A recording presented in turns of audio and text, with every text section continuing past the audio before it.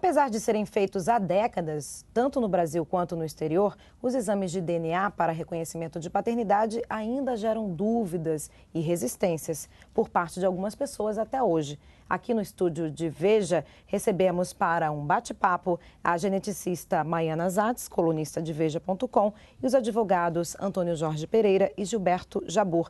Doutora Maiana, afinal de contas, os exames de DNA, eles são 100% confiáveis? São. Se forem feitos por um bom laboratório, eles são 100% confiáveis. E a tecnologia brasileira, comparada à tecnologia do exterior, é tão boa quanto? É tão boa quanto. Nós temos vários centros que têm essa capacidade de fazer esses exames com essa precisão. Agora, na prática, como que eles podem ser feitos? Você pode pegar o DNA sem o consentimento da pessoa, porque nós deixamos o DNA por todo lado. Quando você toma um café, você deixa o DNA no teu copo, quando você come, sobra no teu prato, quando você espirra no teu lenço.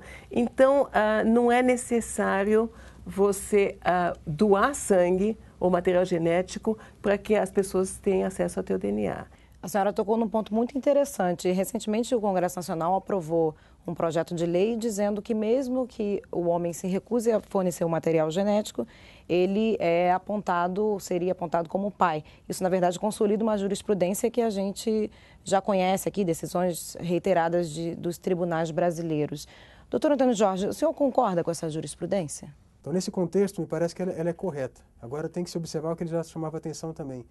Isso tem que ser levado em consideração dentro do campo probatório. O que está se propondo, como você comentava, no projeto aprovado pelo Senado e está aguardando sanção presidencial, qual que é o ponto? É de transformar um pouco essa presunção em quase que uma declaração tácita, ou seja, como que uma assunção, aí é diferente. Nesse caso, me parece que a gente começa a abusar um pouquinho eu estou exatamente tirando da pessoa a liberdade de declarar algo. A presunção que havia antes é uma presunção relativa.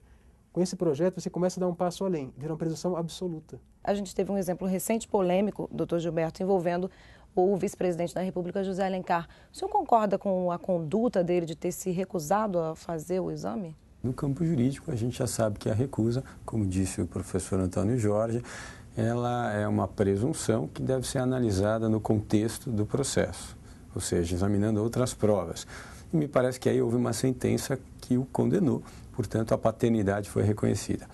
Agora, com relação ao aspecto ético, né, é muito difícil de tecer um comentário deixando de considerar a função pública que ele exerce. Naturalmente, os homens públicos e as pessoas notórias estão muito mais sensíveis aí às alfinetadas da imprensa, né? O direito que ele tem e as obrigações são idênticas à de um cidadão comum.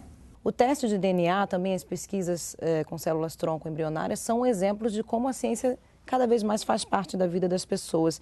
Como é que a senhora analisa justamente a fronteira, os limites entre as relações científicas e éticas? Eu acho que são assuntos que têm que ser discutidos por toda a sociedade.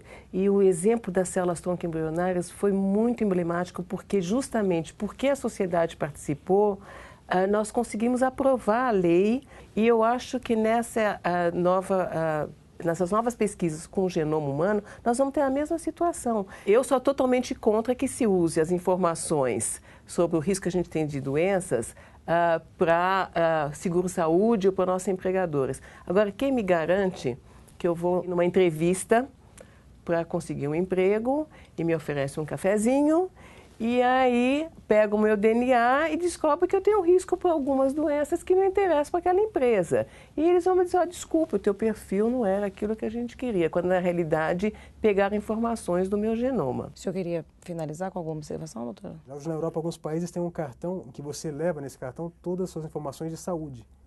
E já se colocou ali a discussão até que ponto o prontuário médico é algo que é reservado só ao paciente e ao seu médico e não mais a outras pessoas. Mas nesse cartão você pode passar, uma autoridade pública passa e vem todos os dados. Por um lado é bom, você sofre um acidente, está seu cartão, identifica como você é. Por outro lado, alguém pode usar para outros efeitos. Então essa questão vai se colocar mesmo, uma questão que tem que ser refletida, né? Muito obrigada pela presença de todos. Nós recebemos aqui no estúdio de Veja.com para um bate-papo a geneticista e colunista de Veja.com, Maiana Zatz, e os advogados Antônio Jorge Pereira e Gilberto Jabbour, ambos com doutorado em Direito Civil pela USP e pela PUC.